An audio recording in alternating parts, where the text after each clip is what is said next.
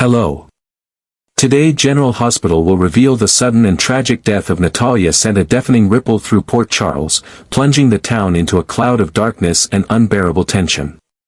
What initially seemed like an unexpected personal tragedy soon spiraled into a dangerous web of suspicion, betrayal, and political manipulation. At General Hospital, Elizabeth and Isaiah fought with every ounce of skill and desperation to save Natalia's fragile life, but their efforts were heartbreakingly futile. As the machines beeped their final rhythm and the medical team stepped away, Marco stood paralyzed in the doorway, his world unraveling before his eyes. Just an hour earlier, Natalia had been alive, texting him a stream of incoherent messages he had grown used to. Nonsensical blurbs she often sent when under the influence of alcohol and pills. But now, her lifeless body lay on a sterile hospital bed, her warmth gone, her voice silenced forever. The shock was too much to process. Grief took hold of Marco like a vice, suffocating and relentless, but what made it worse was the overwhelming sense that something wasn't right. The circumstances surrounding Natalia's death didn't feel like coincidence, they reeked of design.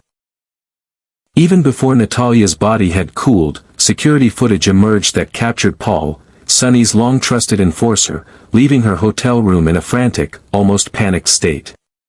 The image was haunting. The timestamp placed him at the scene mere minutes before Natalia was discovered unresponsive.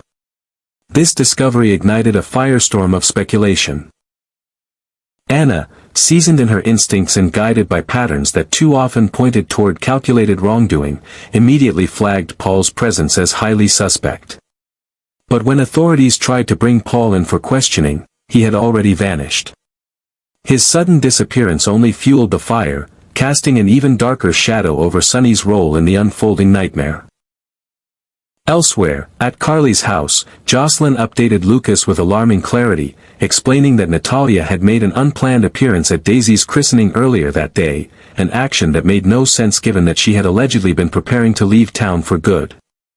Lucas, deeply unsettled by the information, attempted to reach Marco, sensing something was gravely wrong. But it was already too late. Marco had rushed to the hospital only to find that his mother was gone, stolen from him by something more sinister than a simple overdose. As Marco grappled with the weight of his loss, a far more calculated darkness was stirring beneath the surface. Sidwell, a master manipulator operating from the shadows, had been waiting for a moment just like this. Cold, opportunistic, and ruthlessly strategic, Sidwell wasted no time exploiting Marco's grief. With surgical precision, he planted seeds of doubt and anger, slowly and methodically shaping Marco's perception of events. In a private and emotionally charged conversation, Sidwell didn't mince words. He told Marco that Sonny had orchestrated Natalia's death, that her return to Port Charles had sealed her fate, and that her demise was the direct result of a failed relationship Sonny had tried to erase. Sidwell whispered to Marco that Natalia had never stood a chance once she defied Sonny's wishes. Consumed by heartbreak, Marco became dangerously susceptible to Sidwell's narrative. The idea that his mother's death had been ordered, not accidental, gave shape to his grief and a target for his rage.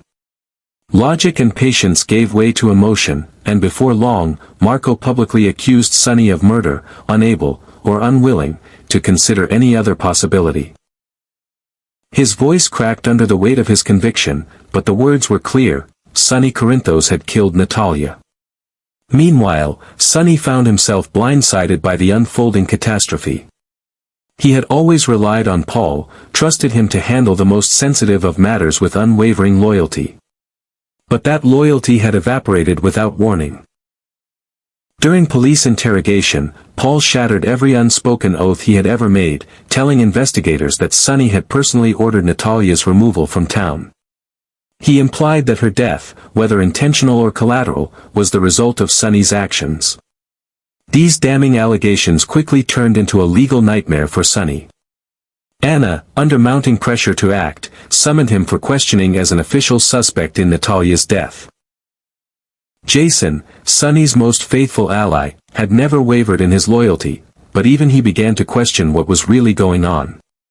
The timeline was suspiciously neat, the betrayal too well timed, the narrative too well constructed. As Jason began connecting the dots, a chilling truth emerged that shifted the foundation of everything they thought they knew: Paul had been bribed. Evidence surfaced that just days before Natalya's death, a large sum of money had been transferred into Paul's private account. The sender? Sidwell. With that revelation, the puzzle fell into place. Sidwell hadn't merely stumbled into an opportunity, he had orchestrated it from the very beginning. He had used Paul as a pawn, corrupted a loyal man with greed and perhaps threats, and weaponized Marco's grief to bring Sonny down. Every piece of the plan had been meticulously calculated. From Paul's infiltration of Natalya's final hours, to his sudden disappearance, to the incendiary testimony that flipped the investigation on its head. And now, with Sonny under suspicion, Marco estranged, and the public beginning to turn, Sidwell stood in the wings, watching his masterstroke unfold. Yet, even as the walls closed in, there remained one undeniable truth: Sonny was no fool. He had survived assassination attempts, betrayals, and federal investigations. He knew when he was being set up. The real question was whether he could prove it in time, whether he could expose Sidwell's scheme before the system swallowed him whole. Because if he couldn't, Natalya's death would become more than just a tragedy. It would become the perfect weapon, used not only to destroy a man but to rewrite the balance of power in Port Charles forever. What initially appeared to be a tragic overdose, possibly an accident, or perhaps a desperate act of self-destruction, soon unraveled into something far more insidious. The death of Natalya, cloaked in ambiguity and emotional chaos, gradually revealed itself to be the centerpiece of a carefully constructed plan, a blueprint of betrayal and psychological warfare meant not only to destroy Sonny's reputation, but to rob him of his freedom. Beneath the surface of grief and confusion, a larger game was being played, one in which every move had been calculated, every emotion weaponized, and every truth distorted. Sidwell, the master manipulator orchestrating this devastation, used Natalya's death not as a sad consequence of personal failure, but as a tactical strike to discredit the most powerful man in Port Charles. Sidwell's scheme went beyond simple deception. He systematically exploited Marco's fragile emotional state, turning a grieving son into an unwitting weapon of destruction. But more chillingly, Sidwell launched a full-scale media assault to cement Sonny's guilt in the court of public opinion. News outlets, fed carefully curated leaks and manipulated footage, began airing dramatic segments centered on Paul's security camera appearance at Natalya's hotel. These clips were repeated incessantly, accompanied by speculative commentary and inflammatory headlines, all suggesting a torrid and volatile history between Natalya and Sonny, one that could have ended in murder. Anchors speculated openly about Sonny's alleged threats, his past outbursts, and the unresolved tensions that lingered between them. Even Sonny's long record of violent entanglements, though unrelated to Natalya, was dredged up and displayed in brutal detail. He wasn't just portrayed as a suspect, he was painted as a monster hiding behind a father's grief. In a town as politically fragile and emotionally volatile as Port Charles, perception could be more damning than evidence. Sidwell understood this with chilling clarity. His manipulation wasn't aimed at finding justice, it was about planting a narrative so deeply into the public psyche that even Sonny's most loyal allies would begin to doubt.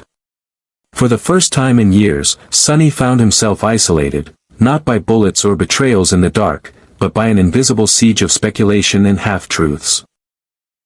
The legal implications of Paul's accusations were severe, but it was the erosion of trust, the psychological erosion, that threatened to undo him completely.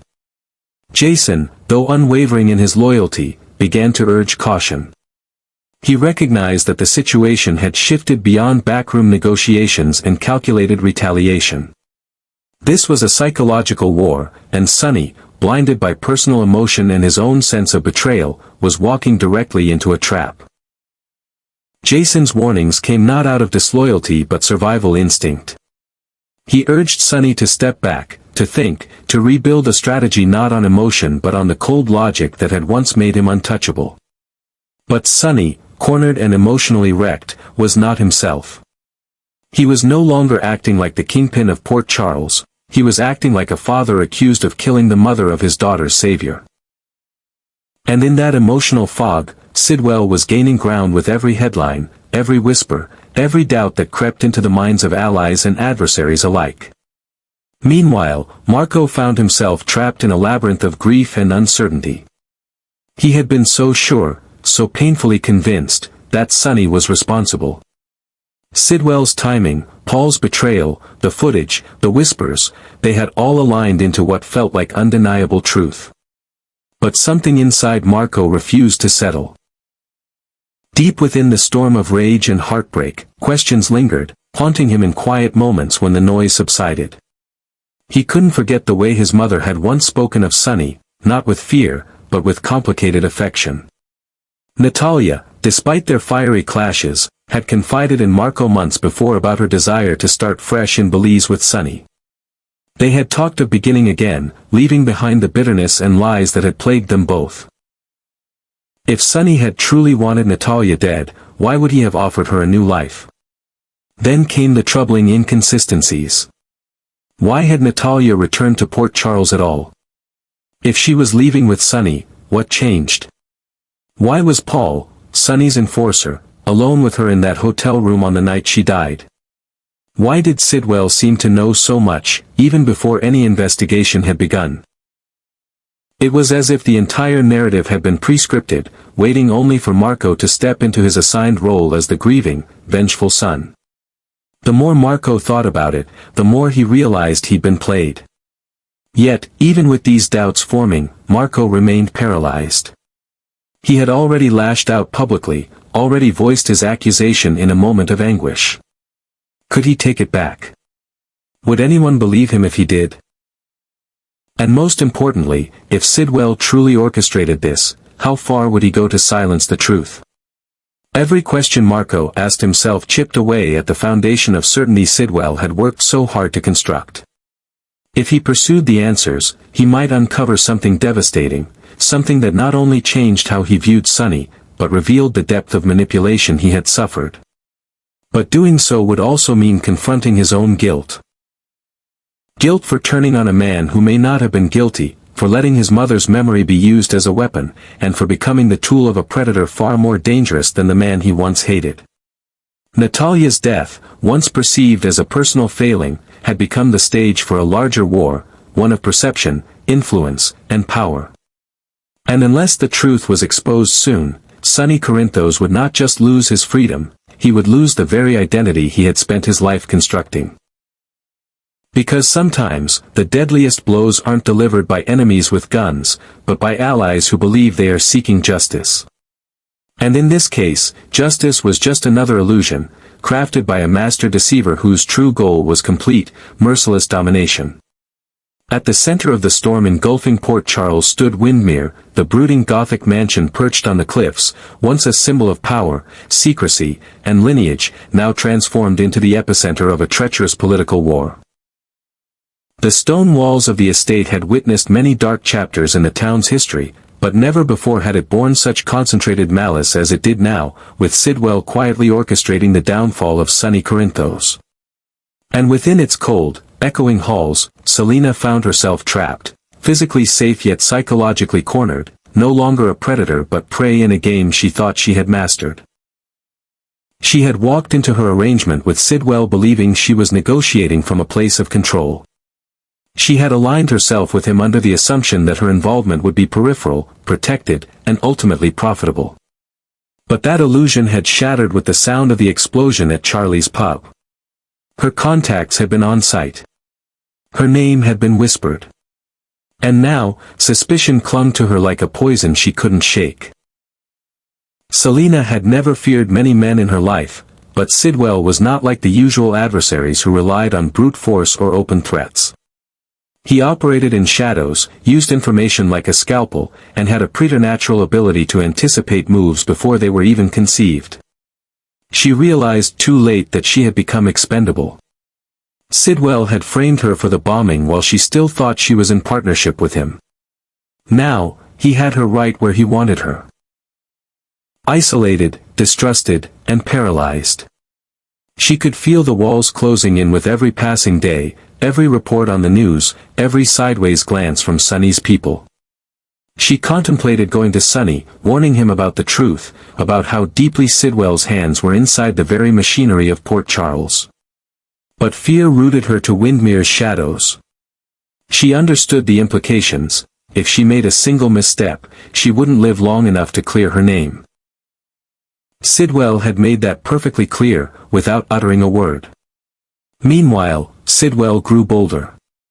His name remained unspoken in public, but his reach was everywhere. He had always desired control, not just over Port Charles's underworld but over the soul of the city itself. And his strategy was unlike anything Sonny had ever faced. Sidwell didn't rely on firepower or alliances of fear. He was a master of optics, of twisting perception into a weapon more destructive than any bullet. He dismantled Sonny's empire not by frontal assault but by turning his own legacy against him. Natalya's death was the perfect trigger, tragic, suspicious, emotionally charged. It provided the moral high ground for Sidwell to recast Sonny not as a grieving former lover or misunderstood anti-hero, but as a calculated sociopath who silenced those who defied him. He used Marco like a scalpel, slicing through Sonny's public persona with the rawness of grief and betrayal. Every word Marco spoke, every tearful press statement, every rage-filled accusation, was orchestrated to perfection. Sidwell made sure those images played on every news channel, every feed, every whisper of conversation in the town square. Sonny wasn't being tried in a court of law, he was being tried in the court of public opinion, and the verdict was all but sealed. Worse still, Sidwell didn't stop with public sentiment. He surgically attacked Sonny's network. Longtime associates were blackmailed, their family secrets dredged up and dangled over them like swords. Politicians who once took Sonny's calls stopped answering. Cops who once looked the other way now scrutinized every move. Even Jason, Sonny's most loyal ally, could see that the tides were turning with a force they had never prepared for. Jason had stood beside Sonny through wars, betrayals, and bloodshed, but even he now spoke with caution. He urged restraint. He warned against acting from emotion. He insisted on gathering facts, building a defense. But Sonny wasn't listening, not completely. Not when the people he once trusted were vanishing into the shadows. Not when Paul, the man he had once pulled out of the gutter and given purpose, had stabbed him in the back with a lie so perfectly timed that it rewrote the entire narrative of Natalya's death. And not when Marco, the young man Sonny had always respected, always looked at as a symbol of hope for a different path, was now his most visible accuser. That betrayal cut deeper than any legal threat ever could. But Sonny was not a man who collapsed under pressure. He was forged in fire, shaped by loss, and sustained by a code that had kept him alive for decades. As he paced the floors of his home, surrounded by a shrinking circle of allies, Sonny began to see the threads of the conspiracy more clearly. This wasn't just about Natalia. This wasn't just about Marco. This was about total annihilation. Sidwell wasn't content with pushing Sonny out, he wanted to erase every trace of his influence. He wanted to render him irrelevant, forgotten, defamed. And that was a war Sonny could not afford to lose. Deep inside, Sonny knew Natalia had not died because of a failed love or a moment of wrath. She had died because she had become inconvenient. She had died because she knew something. Or was about to reveal something, that made her dangerous to Sidwell's plans. Perhaps she was about to come clean about Sidwell's reach, or maybe she was simply a pawn chosen for sacrifice at the precise moment her death would cause maximum chaos. The timing was too precise, the execution too clean, the aftermath too effective. Sonny could no longer afford to treat this as a personal vendetta. It was strategic warfare, and he was losing ground fast. But he wasn't finished. Not yet. He began quietly investigating, deploying what remained of his loyal network to trace Sidwell's money, his movements, his communication patterns. He questioned old enemies, leaned on forgotten favors, stirred up old debts. He sought to uncover every step Paul took before his betrayal, to find out who deposited the bribe, who whispered lies into Marco's ear, who changed Natalya's itinerary, and who manipulated the media with such ruthless precision. And every answer he uncovered brought him closer to the truth, a truth that would not only exonerate him, but expose Sidwell for the sociopathic tactician he truly was. But even as he prepared for a counteroffensive, Sonny understood the battle wasn't just for his freedom or for revenge. It was for Marco. It was for the boy caught in the middle of lies, pain, and political theater. Marco stood on the edge of two worlds, justice and vengeance. And Sonny knew that if he didn't reach him in time, Sidwell would win more than the town. He would win Marco's soul. And that, Sonny would not allow. So as the storm continued to rage around Windmere, as Selina wrestled with the knowledge that she too had been played, as Jason maneuvered to protect Sonny from himself, and as Sidwell tightened his grip on Port Charles like a python around its prey, Sonny prepared for war. Not the kind with guns or car bombs, but with truths sharpened like knives. With loyalty reforged in fire. With a fury that had no place for fear. Because if Port Charles was going to burn, then Sonny Corinthos was going to be the one holding the match. And he would make sure that when the ashes settled, Sidwell would no longer be the man who tried to destroy him, but the man who miscalculated what a wounded king was capable of.